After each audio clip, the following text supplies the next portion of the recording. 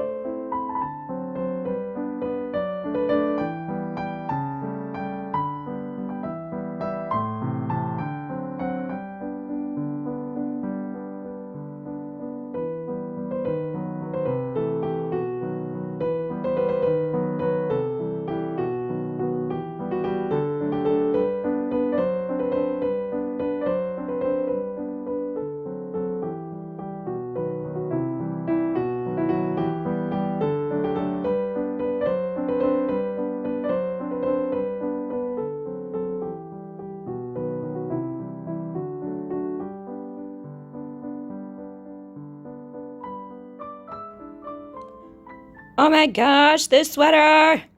Ah! So excited to find this. Look at these puffy sleeves. I mean, they're not quite as super poofy as, say, like, an 1890s, like, cycling sweater or something, but they kind of make me think of that vibe. And it's kind of cropped, so I feel like it could work really well with skirts. Oh my gosh. Great color, too. Nice chunky knit. This one was originally from Gap, but I feel like it must have been within the last, I don't know, several years because, the poofy sleeves and the chunky knits are having their moment. I think we can totally take this in a very vintage direction or a more modern direction, like with some, vintage Levi's or whatever. I think this could be so much fun. The one thing that's thrown it off a little bit for me are the buttons. They're just kind of a brownish, kind of faux faux horn brown color. They're fine. But I was thinking, hey, if we change the buttons, could we make the sweater look even more vintagey? And I don't usually bother to sew on new buttons onto things, but I've seen a few YouTubers that I follow doing that recently as a thrift flip, and I think that is a brilliant idea. So I did some button hunting. I have a craft store near me that takes donations. They're like a thrift store, but a craft store. And so I went through their entire button collection, and some of these I think are vintage, or at least older-ish. I don't know, 80s, 90s, probably, with these guys. I needed 6 buttons, so I also needed them to be big. So I wasn't quite finding exactly what I was looking for, but hey, these guys are cool. That could be fun, right? It'd be a little bright, a little blingy, but that could be fun. And then I'm enjoying these maroon ones, actually. Ooh, which one? Huh, okay. This is gonna be a little tricky. I might just have to stare at it for a few minutes and see what I like. One drawback is the maroon buttons have 5 buttons and then one smaller one. So I'd have to put like a smaller, like that guy, like at the top or at the bottom or something, because there's one that doesn't match. But I do have plenty of the gold metallic. Okay, I'm gonna have to have a decision crisis, and then sew on a bunch of buttons, and I'll show you how that goes. These skirts just kind of blew my mind. It's hard to find vintagey skirts sometimes. These are great. The floral one looks like it was handmade.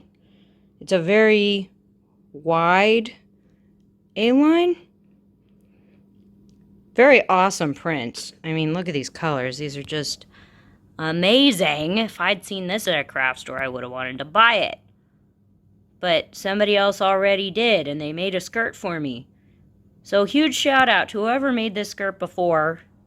It's great. Got a super narrow waistband up there and a zipper. Now this black skirt, amazing. Super full, super long. Black cotton skirt, gathered. It's from a brand called, let's check. Company?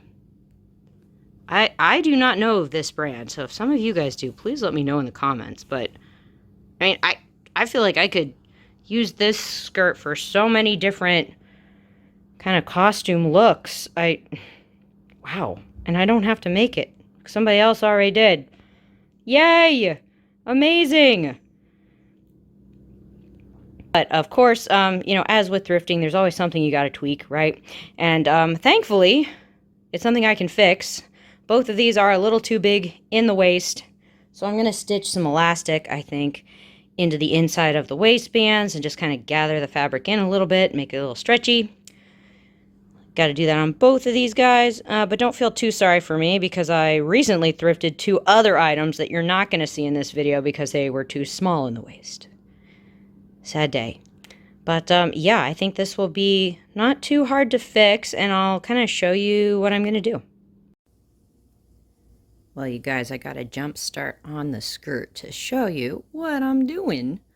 This is kind of the back, and I basically measured the back of the skirt and then into a quarter of it and the other quarter of it. So I'm just kind of trying to center this. Sorry, let's turn it this way. There we go. Just trying to center this lovely piece of elastic. And you can see I anchored it down at one end. And then I was taking some of these kind of close together stitches on the elastic and then catching some of the waistband as well, but I was taking big stitches in the waistband, or farther apart stitches, excuse me, on the waistband, and then closer together stitches here, and then that kind of made it gather up a little bit.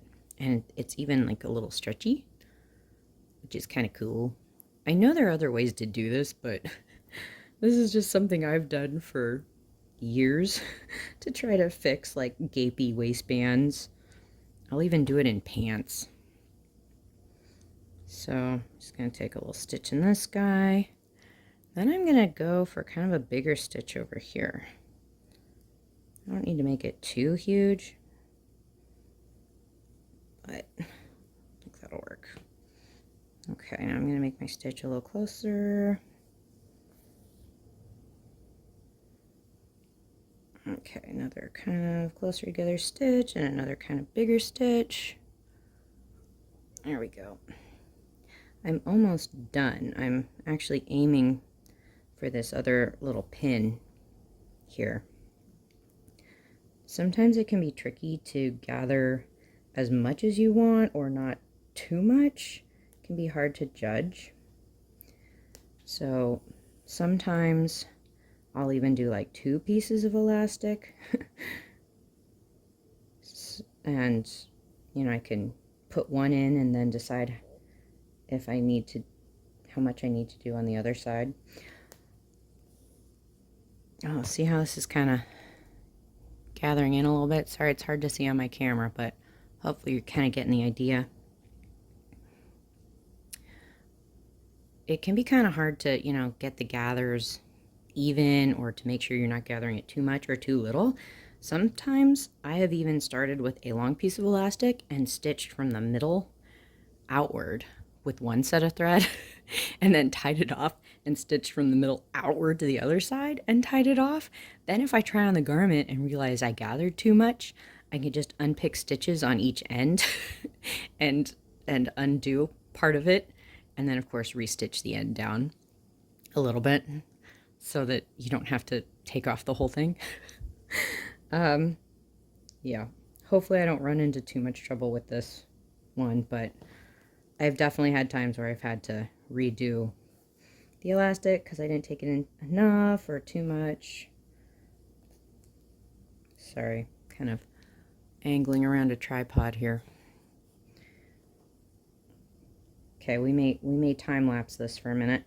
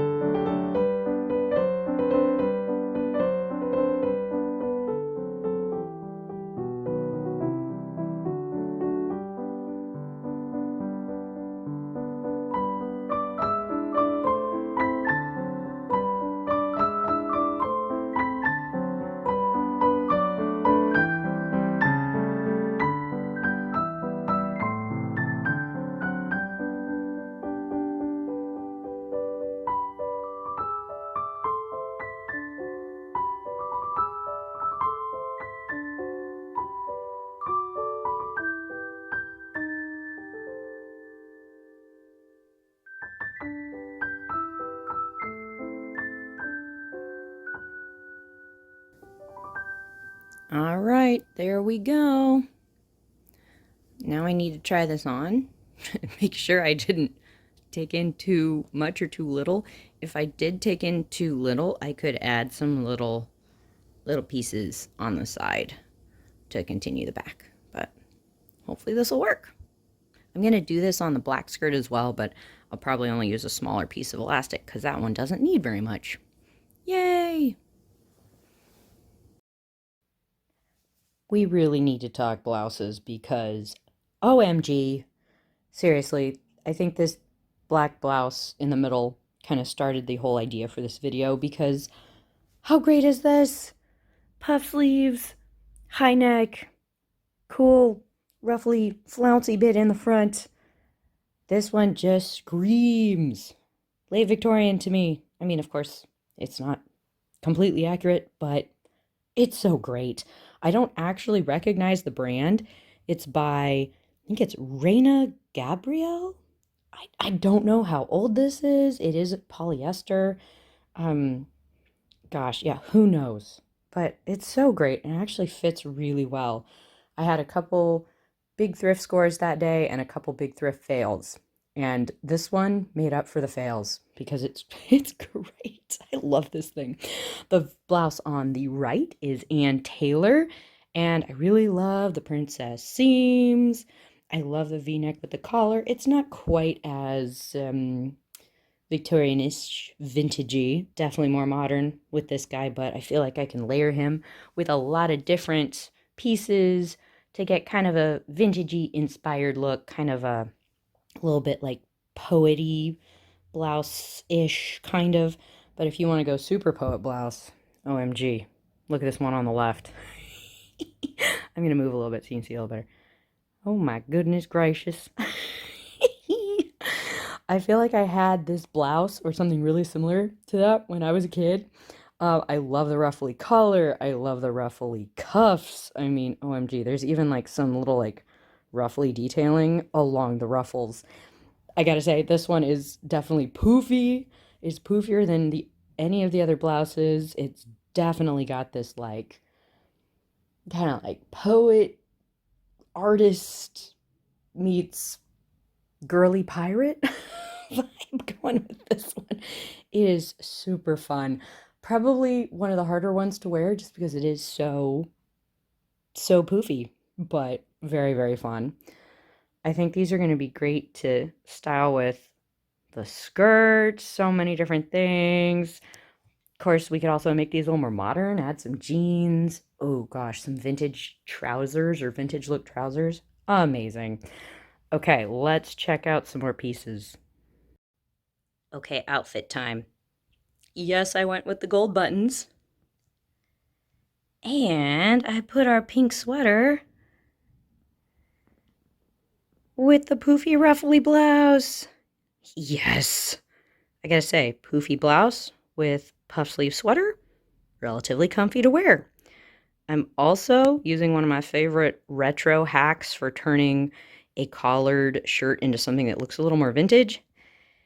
And that's kind of fake a midi blouse or fake like a sailor collar by adding a ribbon. This is actually a belt from another garment, but it's nice and drapey, not too long.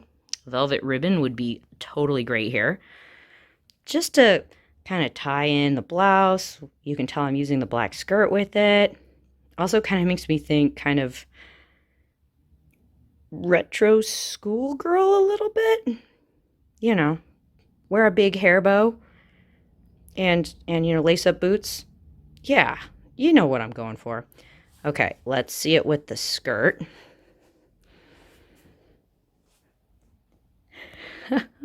So much fun. Okay, gotta say this one's definitely more costumey with this look than some of the others. So maybe not the easiest to wear in just daily life, but it is really fun. I like how the black ribbon is tying in with the skirt, kind of makes it a little less pilgrimy. And then of course the pink sweater helps make things a little springier. And I definitely like these buttons a little better than the modern ones. Yeah.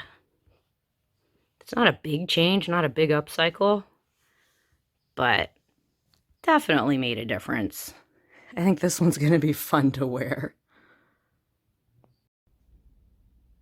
Okay, some very retro favorites. I thrifted these trouser-like jeans years ago, and they're one of my favorites. They're by Dockers, but they actually have a stretchy waistband and kind of cute butt pockets and a great wide leg, so I love them. I keep trying to find them again, so if they come back, let me know. I want more. They're great, especially like, you know, work appropriate, but kind of vintagey. Love it. And then this vest. Oh my gosh, I actually got this for free. Somebody in my neighborhood was giving it away, and I think it's from the 70s because it's handmade and it's got all this really cool detailing. We'll get a close-up of it here in a second, but it's so cute and somebody really put a lot of time into it. Okay, close-up of the detailing. Look at these pockets, aren't they great? And the buttons, amazing. Oh, and then there are these cute little buttony tucks on the side going to the back to like cinch it in a little bit. Amazing. And all the stitching's really, really nice. I believe it's handmade because there's definitely a bunch of hand stitching on the inside.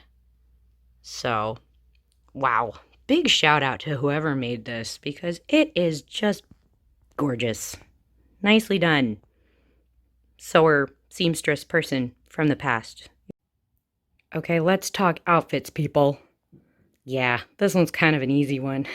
I'm slacking off a little bit with this one. Love the wide leg pants. So retro. And of course, the button-up blouse. That's great. I'm hoping that this vest is going to be a nice length with the waist of these jeans. I may have to untuck the shirt. We'll see. Tucked in would be nice. Man, I could totally take this all newsies with like a newsboy cap. Or like if it was really cold, like a wool kind of like sports coat would be pretty great with this. Of course, I could totally do, you know, the blouse and the vest with one of the skirts. That'd be pretty great. Or the vest would be a great way to rein in the really poofy peasant blouse a little bit too. Lots of possibilities here. Lots of possibilities. I almost feel like this one's a little too easy. Because, yeah, you know, that's pretty straightforward. I love this vintagey blouse. Man, it's so great. And then, of course, with a long maxi skirt, you got instant vintagey. So great. I actually really look forward to wearing this skirt a lot. Yeah, I think I could really spin it more modern as well with maybe like a graphic t-shirt and some like funky jewelry or, you know, bright colored shoes. I love me a maxi skirt, so big shout out to whoever made this originally because I'm definitely going to love wearing it. If we wanted to spin it more vintage, I feel like we could add a thick belt around the waist or even like a sash so you could tie a bow in the back to really spin it more Victorian. Of course, you could always bust out a vintagey hat. I love this one. Thrifted it long ago, and anytime I need to tap into my Anne of Green Gables alter ego, I can pull this one out. It's pretty great. But yeah, definitely look forward to wearing this simple outfit, but very, very vintagey. Well, of course, we need to talk accessories, and I have to show you a couple of my favorite pairs of vintagey boots. These are both from Born, and I got them, gosh, about a year and a half ago for these guys, and about a year ago for these guys. It's really fun to see the lace-up kind of Victorian boot come back. It always seems to come around again every now and then, so I'm excited to get a couple pairs while they're around. These guys are, of course, a little less vintagey with these straps. And, of course, they have non-vintage zippers. But definitely fun to wear. Yeah, these guys are a little more Victorian-ish. Very fun. These tend to fit my feet pretty well and be pretty comfortable. So I love those guys. I'm afraid I did not thrift them, but they are some of my favorites. And then let's take a peek at this jewelry and let's look at those up close. Oh my gosh, these are so cute. I went through my jewelry box and tried to find anything that looked antique-y, kind of vintagey. This one I was gifted from my grandma. Thanks, Emma. This is so cute. It's got like this little inlaid tile making the picture. It's very cute. And then this vintage locket was from my friend Stormy. Gosh, anytime you pull out a locket, you get a vintagey look. So these are super fun. I think this one might be from the 70s. Super cute. I thrifted these guys. These are great. Kind of a statement, but these are great. What's our brand? Oh, these are Avon. Oh my gosh, that's great. I feel like these are kind of 60s-ish, 70s. I don't know. These guys definitely make me think 90s. I think these are probably that brand 1928, where they also changed their name to 2028. I know Macy's used to carry them, but they do some really Victorian-ish stuff. So I definitely want to keep my eyes peeled for more from that brand, maybe on Etsy or online. These guys, oh my gosh, more tiny cameos. Again, anytime you pull out a tiny cameo, vintagey look. Sorry, it does not want to focus for us. There we go. Those were from my other grandma. Thank you, Grandma. I love it. I love it. I actually made these guys. They're just a little, jewelry pin with some little pearls and little loops. Super basic, but yeah, if you can't find some vintagey jewelry secondhand, you definitely make some.